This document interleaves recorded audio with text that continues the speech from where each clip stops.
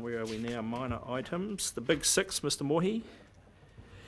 Yes, I just apologise if I seem to be rabbiting on the same subject all the time. That's the problem, we've only got one of us here. I just want to speak very briefly about the corporate and finance when we discussed the big, so-called Big Six.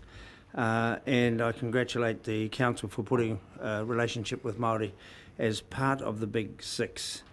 And I've read most of all of the comments in the attachment concerning that, and they go from one lady, Catherine Bayliss, saying, we shouldn't be giving Māori priority at all, to those saying that there should be more of it. And last night I was at a meeting with some older chaps of my vintage, and just relaying back to them. I just want to say, in terms of the amount of Māori that turned up to those meetings, that the council shouldn't be disappointed for the lack of attendance by Māori.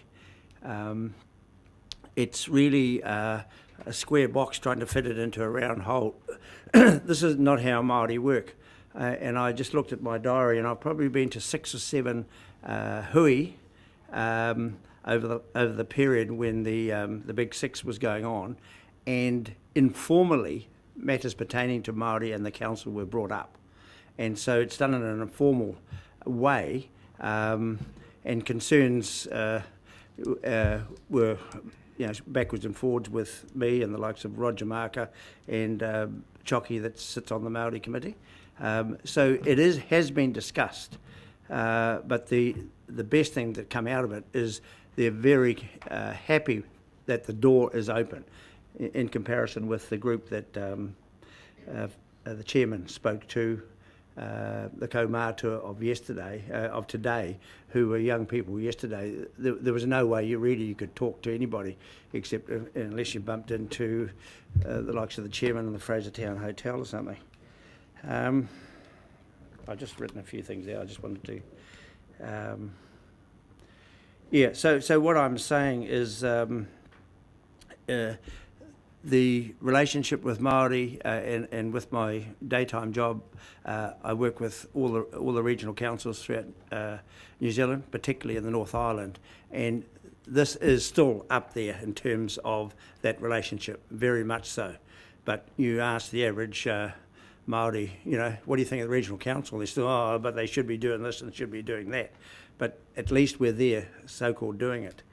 And there's no doubt about it that the treaty claims that are coming will change the landscape.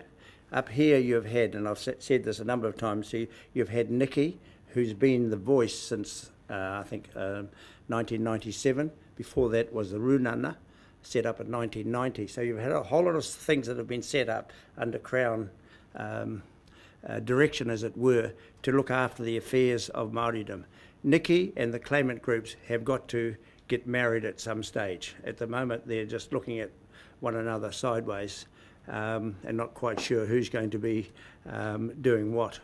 But I just wanted to say that particularly the council staff are held in very high regard, and each year that goes up with the likes of Gary Clode, Stephen Cave, Campbell up in Mahia, held in very, very high regard for their work amongst Māori and understanding and bending over backwards. I've got a sister at Pakipak in the kaumātua flats there.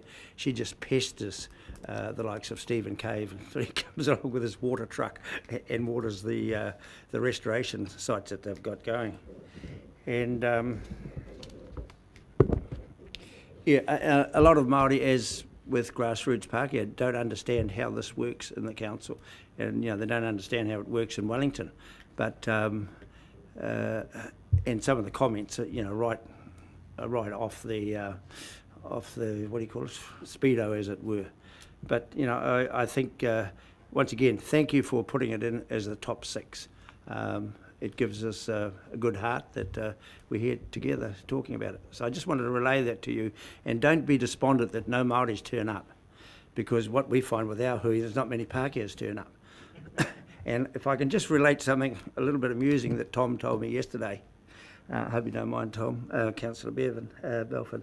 They were having a hui 2 Sundays ago at Waipatu, just out there, and Tom arrived a little bit late and looked around, and there was a whole lot of Maoris sort of filing into the meeting house, and he only recognised the reporter. So he followed in. Simon Henry. Yeah. And after about an hour of only speaking in Te Reo, he thought, geez, I wonder where the hell Rex is anyway. and then he was told sort of about another hour later that he was actually in the wrong hui on the correct marae. So what I'm saying is it's not uncommon for us to have these sections, a bit like Parliament, Upper Parliament there. And there was a hui there talking about a very important project for Māori, which was over there. Just Tom happened to be at the wrong place. I did get there eventually. But what I'm saying is that, there's sections. You go along there to talk about something, and we're the best in the world at red herrings. And you're in over here talking about, what about that chairman when he said such and such. But the good thing is that they're talking about it. Kia ora, Mike. Okay. Goodness, we lost track of all that. Organisation information. Which is a long way of calling what we used to call councillor field trips, but we've had to, number of people have obviously, had other commitments, and we've had to cancel a couple of councillor field trips very recently, and I know that Mike Adey, puts a lot of work in, and he had commitment from 3 Convita staff to come up from Wellington for one, and had to cancel at short notice. So we've had a discussion about this at executive and have actually thought that there's still a lot of value to the organisation as a whole in doing these, and we will, for something like Tutira or other locations, we're actually going to organise them principally for relevant staff to go out and look at these things, and councillors will also be invited. But we will. The idea is that it will be obviously, in target staff, not open to all who just want a day out of the office, but if on a specific location or specific topic, that's how we'll organise them in future, unless of course there is a clear reason to have a councillor field trip. Just, Mr. Chair, just along that lines, when we did Central Hawke's Bay Coastal, it was appreciated that one of the Tai Whenua reps on the Māori committee was invited too. So if indeed you're going to various areas, if we could have the Tai Whenua representative or, invite to them. There's 3 in each area. Great thinking, okay. Now, Councillor Belford's going to test me with the Information Act. We'll see how minor the item is, but if you've got a question, we may be able to come back to you on it or something. It actually relates to the meeting I was trying to go to, but I did get to. Was on bottling water out of the aquifer. And all I just raise here with this information request from Nikki is I would like to ask the councillors receive that information that was provided to Nikki. Oh, okay, yep. Or I would certainly like to see it. And then my second question related to these requests is, when something is active, a number of these are listed as active, do they repeat each month until they are resolved, or is this our one notice of them? That's normally your one notice, that we have 20 working days to respond. So it's normally, some might slip through because of the actual cycle, but seldom would you get it, receive it twice. So that's active means that as at the time the agenda was printed, it still hadn't, a response still hadn't been sent to the requester. If I could just note that this meeting that did occur the other day at the Marae, the outcome of that meeting, councillors might be interested in knowing, was that there's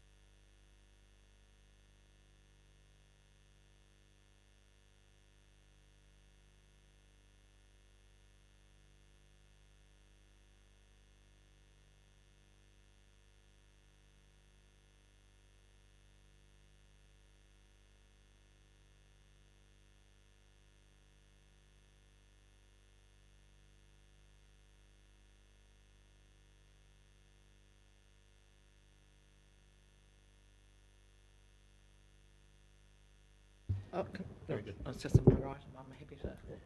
We've just for your information, and because we've got plenty of time, I've received a letter from Nikki asking for that. I have drafted a reply to them, and I'm going to discuss that draft reply with them tomorrow before anything formally is done. One of the key issues for us is an inability to actually impose a moratorium on anything other than aquaculture. Under the RMA, we have to consider and decide on resource consent applications. But the other part is really explaining, the work that's been done through the tank process, and obviously they've got an involvement in that as well. So we're certainly engaging with them on that. Okay, let's.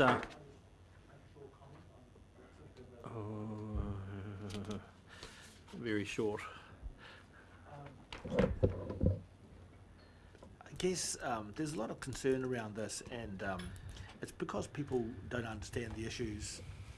Nobody really understands the issues, and there's a lot of false information that gets out, and historical information like that that deep well that hit salt, or it hit and I had a meeting with Mr. Maxwell and some growers just to get that out in the open, and then we report back to the Waipatu people. But it was actually a salt pan which is all over the place. So there is no salt intrusion into the Heratonga Plains, and of course that's the immediate thing that you think. So I think it would be, it's a really good idea if we can get people to understand these issues a lot better, because 7 applications for water, and everyone worries about what happens in January when there's a big drought, and it's just a lot of emotional stuff around it that we do need to clarify. So I know that the Waipatu people are asking for a moratorium, and we don't, and I did think that perhaps we weren't going to be able to do that. But what we do need to do is to reassure people that we're in control of this, and there's not going to be an avalanche of consents, and that people have rights, existing users have rights, and I don't know how you portray that, but I think it's a message that we need to get out there. There's a paper going to the ENS committee, which will help. Okay, let's now go. Thank you, everyone. Let's now go to. Excuse me, just do you mind one further indulgence? At the risk of repeating myself, when we reply to Kiwi Rail, respectfully request, or if not insist, that they maintain their mothballing maintenance obligations, in particular clearance of culverts and so on, over the next 3-month period, because it would not be fair for further damage to occur that, if it goes ahead, has to become our responsibility when it's their responsibility right now. Okay, thank you. Right, let's now go to 1617. I'd like to make sure we're clear on item 16, appointment of Napier Port Director. This is to move into public excluded, and 17, the minutes, which are not large, but to add a number 2 to item 16, which is we allow Dr. Andy Pearce to be present at that discussion. So is someone happy to move that? You happy to move? Thank you, Councillor Barger. Seconded, Councillor Pipe. Discussion. Put that motion. All those in favour, please say aye. Contrary, no. Carried. Thank you. Right, let's move into public excluded.